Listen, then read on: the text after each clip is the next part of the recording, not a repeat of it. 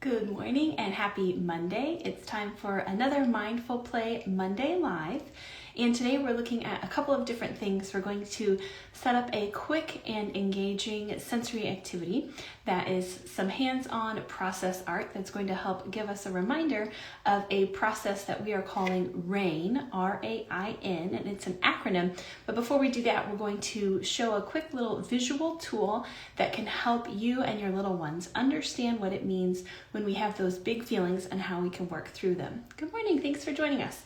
So the first thing we're going to do is look at a visual representation of what it feels like when we have those really big feelings or those really big emotions and how we can work through them. So the only thing that we need for this part of our activity, and I'm going to kind of angle you down a little bit here, is a jar or a pitcher of water that you can see through. You want to be able to see through because we're going to be using a ball with that water to help represent our feelings and understand what that means. So I'm working in a smaller space today, so let's see if I can scoot you back a little bit so that you can see everything. So I've got my pitcher of water here, and we're going to pretend that this ball is our feelings. And these feelings are going to be ones that maybe are not so pleasant. So maybe something that's frustrating, if you're feeling tired, sick, anxious, frustrated, all those what we would consider negative feelings.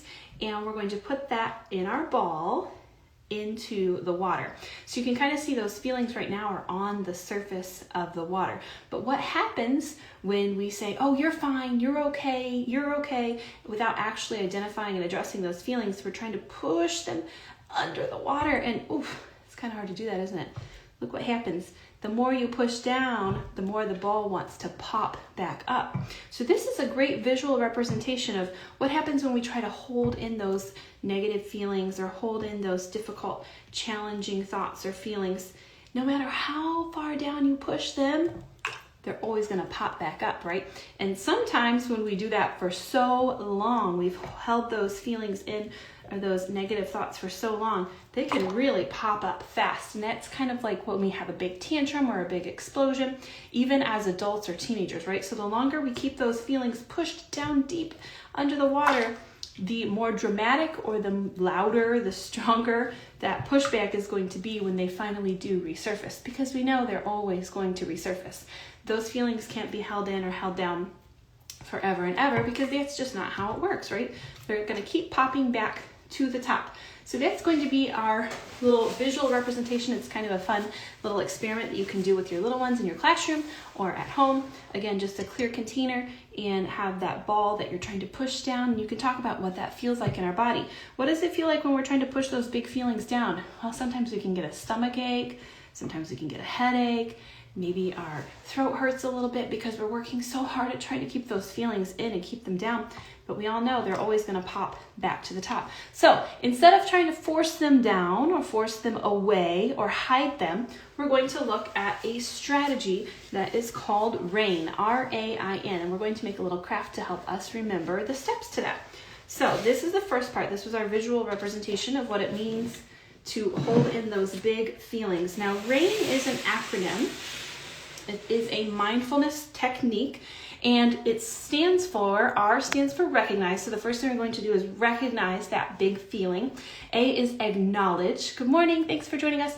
We're going to acknowledge that feeling and say, okay, I see and I feel that I am a little bit anxious today. Then we're going to, I is inquire or investigate. We're going to investigate that feeling, what's making us feel this way. How did I get to this situation? And N is going to be nurture yourself. So how do you take care of those big feelings? What can you give yourself in this exact moment to help from pushing those feelings down like the ball in the water and to prevent it from popping back up? So we had, good morning, if you just joined us, we did a quick visual representation of what it's like to hold back and hold in our feelings. And now we're going to do a quick little craft of a rain cloud to help us remember the steps. R is recognize, A is acknowledge, I is inquire, and N is nurture. And I'm working through this book. I'm almost finished with it. I got the idea for the ball activity that we just did from Raising Good Humans. Excellent, excellent read. Probably the best parenting book I've come across thus far, and that's saying a lot because I do read a lot of books.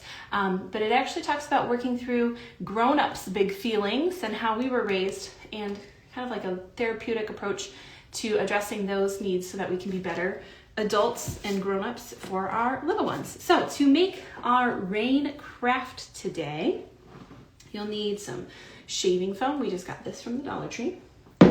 You'll need some blue food coloring or blue dye, and a tray or a pan. You could just use like a baking pan. What you're going to do is you're going to squirt that shaving foam onto your tray and then drop a few of those blue dye drops into the foam.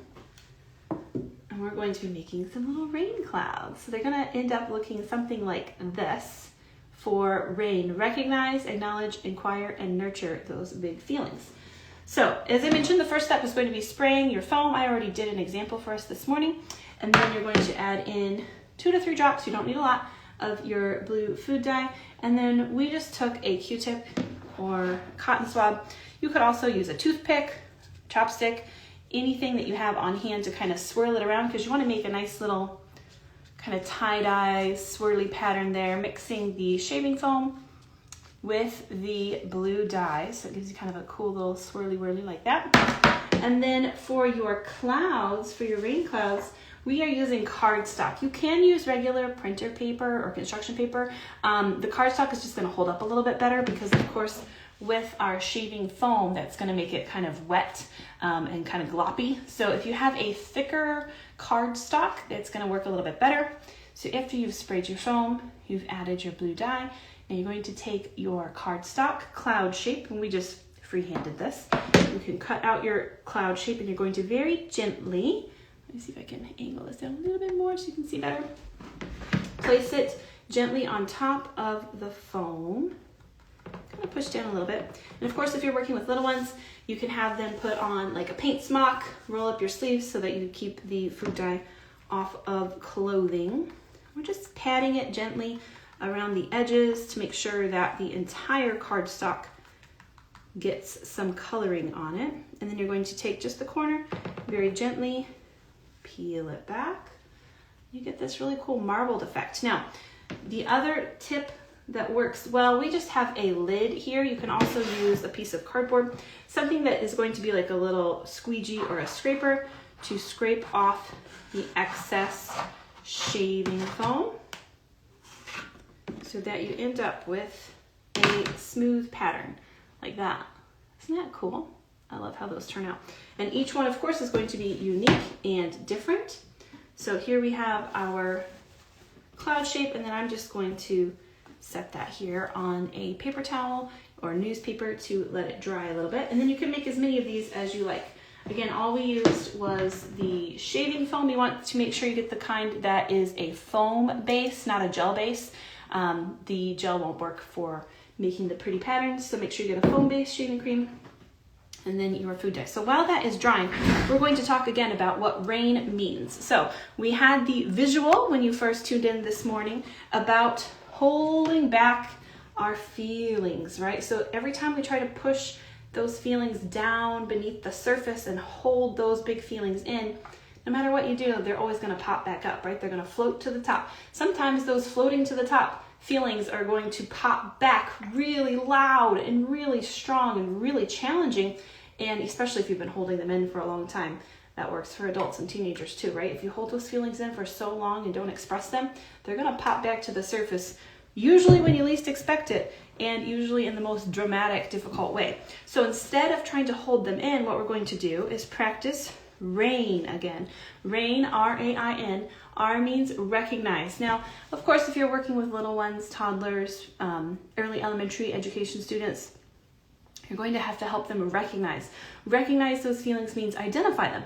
Quick and simple. What are you feeling right now? It looks like you have a stomach ache, you're kind of worried. That feeling is anxious. Maybe you're feeling anxious about an exam coming up or anxious about a big event or a birthday party. So help them recognize the feeling first. You're going to recognize. And then A for rain is acknowledge. So you're going to acknowledge that it's okay to have that feeling.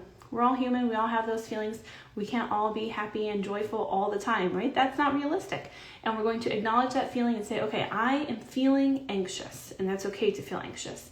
I is going to be inquire and investigate. So why do you think I'm feeling anxious? Well, I have this big test coming up, and maybe I didn't get to study for it as much as I wanted to, And I'm going to identify and try to figure out why I'm feeling those big feelings, right? And then the last step is in for nurture. So we're going to nurture ourselves. So what could I do for myself right now in this moment that would help me work through that anxiety? Maybe I need to hug a stuffy. Maybe I need to go for a walk in the sunshine. Maybe I need to get a big drink of water. Maybe I need to practice my breathing. And that's going to look different for each child depending on their needs and depending on those big feelings, right? But this is just a fun and great visual way to help remind us not to keep those feelings stuffed in down below the surface, because they're always going to pop back up louder than ever, and work through how to acknowledge, recognize, or I said it out of order, recognize, acknowledge, inquire, and nurture, rain ourselves and those big feelings. And you get a really pretty cloud at the end of it. So this is something, once it's dry, it's still a little bit damp here, you could hang it up in your calming corner as a nice little visual reminder. You could write out RAIN, recognize, acknowledge, inquire, and nurture to help remember those steps, even for adults or teenagers. It's a great one and a fun little springtime craft as we're warming up and getting ready for those spring showers and those big feelings. Thanks for joining us again this morning. We'll be back next week with another Mindful Play Monday Live. Every Monday, we work together to help nurture our students and our young ones as well as ourselves. Have a great rest of your week and practice those RAIN skills. Recognize, acknowledge, inquire, and nurture. Have a great week. We'll see you next time.